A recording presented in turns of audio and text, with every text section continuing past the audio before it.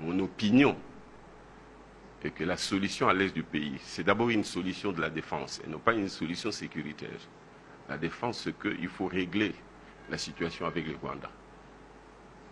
Régler la situation, il faut faire la guerre au Rwanda. Si nous voulons contrôler l'est de la République, il faut faire la guerre avec le Rwanda.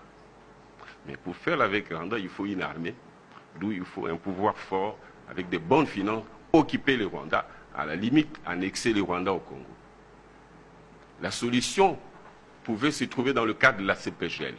Tant qu'on ne fera pas la guerre au Rwanda, on ne mettra pas fin aux questions de sécurité. Donc il faut d'abord la défense. La défense, c'est l'option de la défense qui nous permet d'avoir des solutions sur les plans sécuritaires. Il faut faire la guerre au Rwanda, occuper le Rwanda, administrer le Rwanda, annexer le Rwanda. La CPGL ne peut se faire qu'à ces prix-là. Les Rwandais, l'élite rwandaise aime tellement le Congo, les richesses du Congo, qu'elles viendront. Exploiter ça avec nous dans le cadre de la CPGL, après qu'on ait réglé. Comment vous pouvez, vous, élite congolaise, vous journalistes,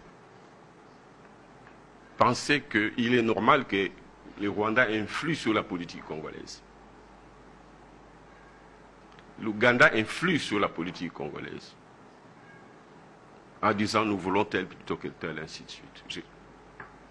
Et que nous ne sommes pas en mesure de dire qui nous voulons comme président au Rwanda. C'est parce que nous sommes faibles. Les premiers défis, il faut les lancer à nous-mêmes. Tant que nous n'aurons pas une armée, et nous n'aurons jamais d'armée si on n'a pas une bonne économie et par conséquent de bonnes finances, pour être en mesure de financer notre armée. Le Rwanda va se discipliner de lui-même. Nous pourrons faire la paix déjà en organisant notre État, d'où les principes de la solidarité qui doit caractériser nos rapports au sein du peuple, au sein de la classe politique. D'où la nécessité d'avoir un pouvoir légitime capable d'organiser l'économie, d'avoir de bonnes finances et d'être capable de financer une armée pour que les Rwandais se disciplinent, tous nos voisins qui nous importunent. L'intégration sous-régionale qui est une nécessité. Qui aurait pu faire que les Rwandais viennent au Congo par la grande porte? Pourquoi les Chinois, les Asiatiques, les Indiens peuvent venir investir dans notre pays, pas les Rwandais, pas les Ougandais? Pourquoi pas? Ce sont les Africains et les Congolais, de manière générale, nous sommes africanistes. Les Rwandais peuvent venir investir, exploiter. D'ailleurs, les 10 000 ou les 5 000 ou 8 000 kilomètres carrés qu'ils veulent avoir et qui n'auront jamais, en tout cas qui n'auront pas dans la paix.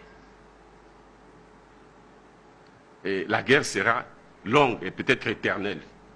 Ils ne l'auront jamais. Mais ce 10 000, c'est peu par rapport à ce qu'ils peuvent avoir en venant au Congo.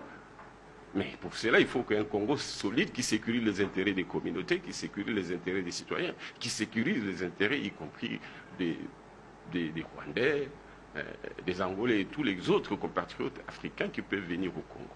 Il n'y a que dans la paix. Il n'y a que dans le respect mutuel. Il n'y a que dans la sécurisation des intérêts des communautés locales, congolaises, rwandaises et autres, que nous pouvons travailler ensemble et mettre à la disposition de l'Afrique, nous, Congolais, tout ce que nous avons comme opportunité, mais aussi profiter des opportunités qu'il y a au Rwanda. Pourquoi pas? Alors, pour obtenir ça, il faut faire la guerre au Rwanda. Ce n'est pas en pleurnichant. Peut-être que cette guerre-là ne sera pas nécessaire si déjà nous montrons que nous sommes forts, nous, Congolais, et que nous avons la cohésion entre nous. Les Rwandais pourront venir s'installer au Congo, faire le commerce, exploiter les richesses minérales, faire de sorte que les Rwandais qui sont nos frères, parce que nous, moi j'ai étudié avec des Rwandais, je ne savais même pas.